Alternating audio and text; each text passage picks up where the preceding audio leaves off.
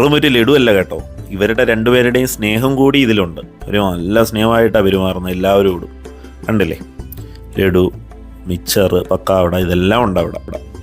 ഞാൻ വീഡിയോ എടുക്കട്ടെ എന്ന് ചോദിച്ചപ്പോൾ ഒരുപാട് പേര് വന്ന് ഇവിടെ എടുക്കാറുണ്ട്. ഒരു വിഷമവുമില്ല, എടുത്തു എന്നാണ് പറഞ്ഞത്.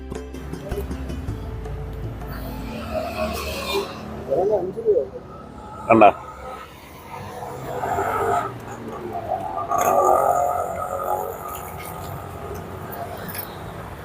ഓവറായിട്ടുള്ള മധുരമൊന്നുമില്ല, നൈസ് മധുരം. സാധാരണ ലഡു ഭയങ്കര മധുരമില്ല, കറക്റ്റ് മധുരം, ടേസ്റ്റ് അടിപൊളി, നെയ്യുടെയൊക്കെ നല്ല മണമുണ്ട്.